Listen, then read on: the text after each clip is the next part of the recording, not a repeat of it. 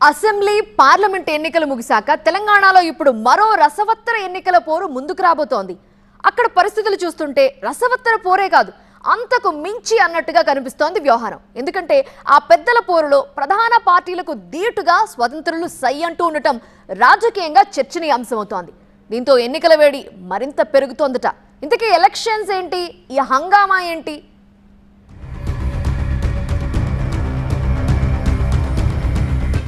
కరీంనగర్లో ఎమ్మెల్సీ ఎన్నికల వేడి.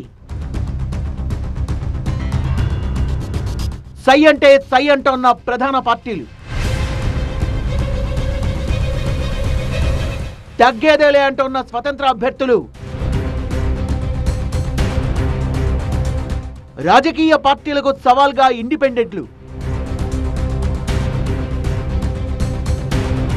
తెలంగాణలో కరీంనగర్ గ్రాడ్యుయేట్ ఎమ్మెల్సీ ఎన్నికలు గరంగరం పాలిటిక్స్ కు వేదిక కాబోతున్నట్టు తెలుస్తోంది. ప్రధాన పార్టీలన్నీ బలంగా దృష్టి పెట్టడంతో పట్టభద్రుల ప్రతినిధిగా ఈసారి మండలికి ప్రాతినిధ్యం వహించబోయేది ఎవరనే విషయంలో ఇప్పటి నుంచే ఉత్కంఠ ఏర్పడింది. 2018 అసెంబ్లీ ఎన్నికల తర్వాత ఈ పట్టభద్రుల స్థానానికి జరిగిన ఎన్నికల్లో కాంగ్రెస్ నుంచి బరిలో నిలిచి అనూహ్య విజయం సాధించారు మాజీ మంత్రి జీవన్ రెడ్డి. ఇప్పుడు ప్రతిపక్షంగా దక్కించుకున్న స్థానాన్ని ఇప్పుడు అధికార పక్షంగా మరోసారి చేజిక్కించుకోవాలనుకుంటున్న కాంగ్రెస్ బలమైన క్యాండిడేట్ కోసం కసరత్తు చేస్తోంది. మరి మరోసారి జీవన్ రెడ్డికి ఛాన్స్ ఉంటుందా, లేక కొత్త వారు వస్తారా అనే విషయంలో కాంగ్రెస్ హైకమాండ్ నుంచి క్లారిటీ రావాల్సి ఉంది. ఇప్పుడు అధికార పార్టీకి తగిన సంఖ్యలో ఎమ్మెల్యేలు ఉండడం కలిసొచ్చే అంశంగా చెప్పొచ్చు.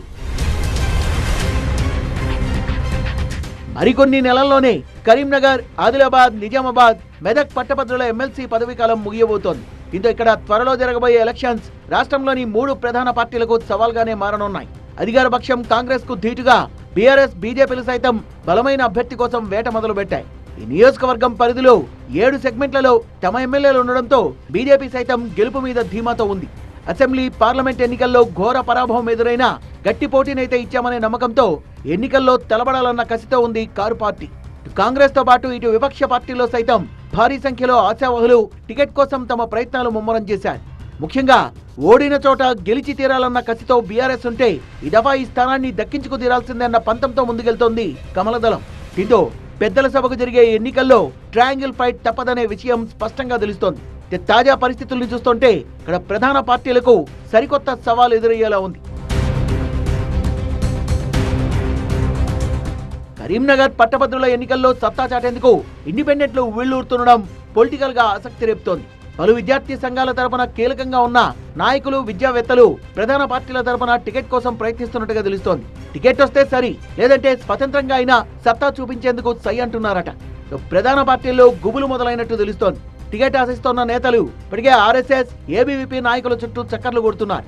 పార్టీలు మాత్రం సామాజిక అంశాల్ని పరిగణనలోకి తీసుకుని అభ్యర్థిని బరిలోకి దింపాలని చూస్తున్నాయి. ప్రముఖ విద్యా సంస్థల అధినేతలు ఇప్పుడు కరీంనగర్ ఎమ్మెల్సీ టికెట్ రేసులో ముందున్నారు. మనిషికో పార్టీ నుంచి పోటీ చేయాలి, లేదంటే స్వతంత్రంగా అయినా బరిలో నిలవాలని కృతనిశ్చయంతో ఉన్నారట.